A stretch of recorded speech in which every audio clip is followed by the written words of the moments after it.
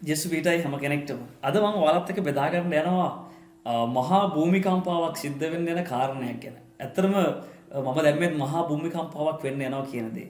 ඇත්තටම මහා ලොකු භූමිකම්පාවක් මේ මුළු පොළොවම කම්පා වෙන භූමිකම්පාවක් වෙන්න යනවා. දැන් ඔය කට්ටිය දකිනවා මේ ලෝකේ වාතාවරණය වෙනස් වෙනකොට ලොකු ලොකු ආක්‍රමණ සිද්ධ වෙනවා, ලොකු ලොකු තුන්වෙනි ලෝක යුද්ධයකට හැමදේම සූදානම් වෙලා පවතිනවා.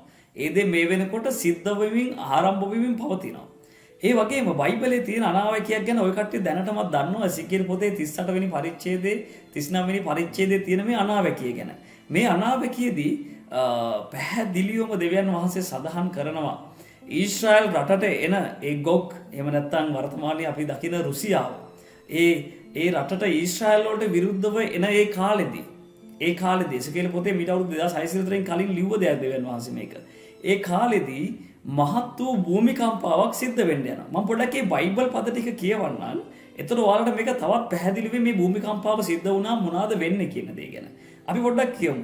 එසකියල් පොතේ 38 වෙනි පරිච්ඡේදයේ මම ඔය කට්ටියට කියවන්නම් 18 වෙනි පදේ ඉඳන්. ඒකේ කියනවා ගොග් ඊශ්‍රායල් රටට විරුද්ධව එන ඒ කාලයේදී මාගේ උදහස මාගේ මුහුණේ ඇවිලෙන වැතයි ස්වාමීන් දෙවියන් වහන්සේ කියනසේක. මක්නිසාද මාගේ කෝපයෙන්ද මාගේ උදහස් ගින්නෙන්ද මෙසේ කියමි. සැබවින්ම ඒ කාලයේදී ඊශ්‍රායල් රටෙහි මහත් කම්පාවක් වන්නේය. මුහුදේ මත්ස්‍යයෝද ආකාශයේ පක්ෂීහුද වනයේ මුර්ගයෝද භූමියේ බඩගා යන සියලුම සත්වයෝද භූමිය මතු පිට සිටින සියලු මිනිස්යෝද මා ඉදිරියේ වෙවුලන්නෝය. කඳු හෙලා දමනු ලබන්ටත් උස්තැන් වැටෙන්ටත් සියලු පවුරු බිඳ වැටෙන්ටත් යෙදෙනවා ඇත. දැක්කද? ඒ භූමිකම්පාව සිද්ධ වෙනකොට ඒ භූමිකම්පාව සිද්ධ වෙන්නේ මොන වෙලාවේද? ඊශ්‍රායලය ආක්‍රමණය වෙන යුද්ධයක් ඔයාලා දකින්නවද? මෙන්න මේ භූමිකම්පාවට ලෑස්ති වෙන්න. දෙවියන් වහන්සේ මේක කලින් ලියලා තියෙන ඔය කට්ටියට සූදානම් වෙන්න. උන්වහන්සේ විශ්වම මවපු දෙවියන් වහන්සේ. උන්වහන්සේ මේ වෙලාවේ ප්‍රකාශ වෙන්න යන මුළු ලෝකෙටම සියලු ජාතීන්ට උන්වහන්සේ දෙවියන් වහන්සේ බව. එහෙනම් ඒ භූමිකම්පාවේදී ඊශ්‍රායල් රටේ මහත් වූ භූමිකම්පාවක් උන්වහන්සේ සිද්ධ කරන්නේ. උන්වහන්සේ ඒ භූමිකම්පාව වෙන්නේ උන්වහන්සේගේ උදහස නිසා. මොකද අර ගොග් කියන රාජ්‍ය ඊශ්‍රායල් ආක්‍රමණය කරද්දී ඒ හමුදාව විනාශ කරන පිණිස උන්වහන්සේ මේ භූමිකම්පාව වන්න යනවා.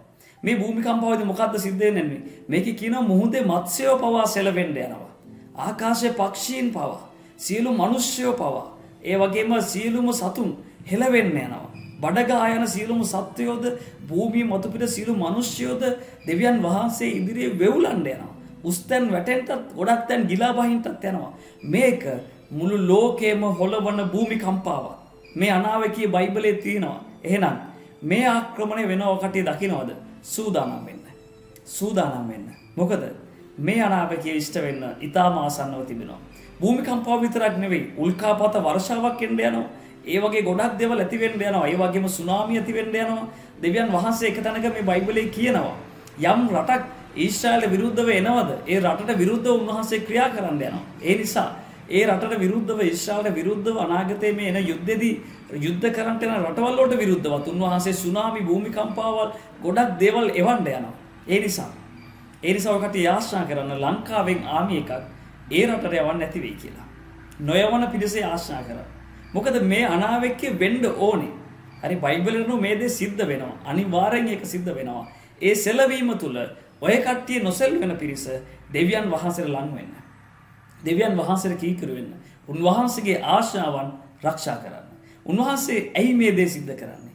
උන්වහන්සේ කියනවා මේ දේ කියලා කරලා උන්වහන්සේ කියනවා උන්වහන්සේ එසේ කරන්නේ 23 වෙනි පදේ කියනවා මෙසේ මා උතුම්ව සුද්ධව සිටින බව පෙන්වා මා ස්වාමින් වහන්සේ බව බොහෝ ජාතීන් දැනගන්න පිණිස ඔවුන් ඉදිරියේ ප්‍රකාශ වන්නෙමි.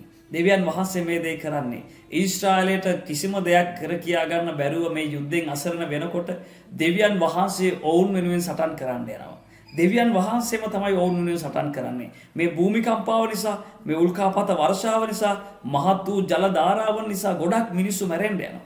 මේ යුද්ධෙදී එන හමුදාව සම්පූර්ණයෙන්ම සමූල ඝාතනයක්, සම්පූර්ණයෙන්ම විනාශ වෙන්න යනවා. බයිබලයේ තියෙනවා ඊශ්‍රායල් පුත්‍රයන්ට ඒ හමුදාවේ මලමිනි අයින් කරන්න මාස 7ක් ගත වෙනවා කියලා. එහෙනම් මේක තුන්වෙනි ලෝක යුද්ධය.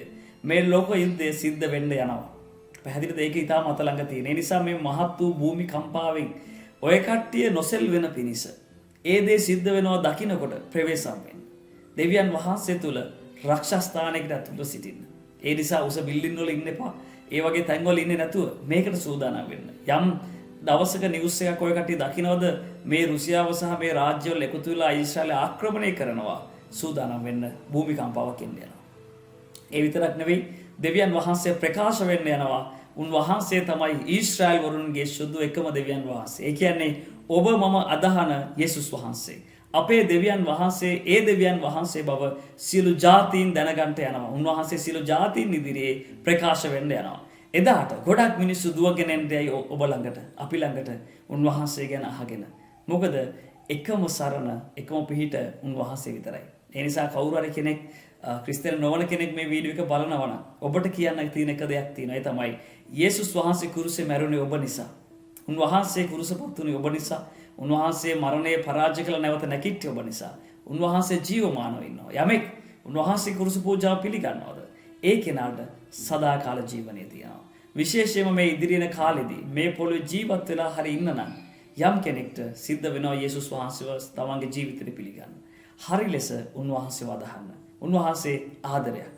ඒ ආදරය ඔයාලගේ ජීවිත වෙනස් කරනවා. ඒ ආදරය අපේ ජීවිත වෙනස් කරා. යේසුස් වහන්සේ කියන්නේ ප්‍රේමය, ආදරය.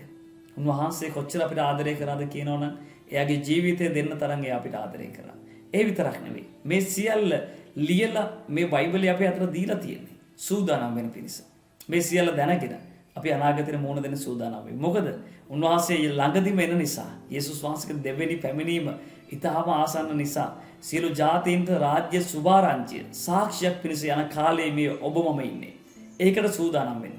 සාක්ෂිකාරයෙක් වෙන්න. යේසුස් වහන්සේ වෙනුවෙන් ඉදිරියට යන්න. උන්වහන්සේ වෙනුවෙන් සාක්ෂිකාරයෙක් වෙන්න. ඔබව උන්වහන්සේ තෝරගෙන තියෙනවා. ඉතින් අපි මේ සාක්ෂිකාර ජීවිතය ගත කරමු. යේසුස් වහන්සේත් එක්කම අපි ඉදිරියට ගමන් කරමු. හොඳයි. ඉතින් මට මේ පණිවිඩය තමයි ඔයාලත් එක්ක බෙදා ගන්න ඕනුනේ. තව තව දෙවියන් වහන්සේට ලං වෙන්න, තව තව යේසුස් වහන්සේට ලං වෙන්න. මොකද මහා සෙලවීමක් ඉදිරියේ එන්න යනවා. මහා භූමිකම්පාවක් ඉදිරියේ එන්න යනවා. ඒකට සූදානම් වෙන්න. දෙවියන් වහන්සේ ඔබ සමගයි. සියලු දෙනාටම ජේසුස් පිටයි.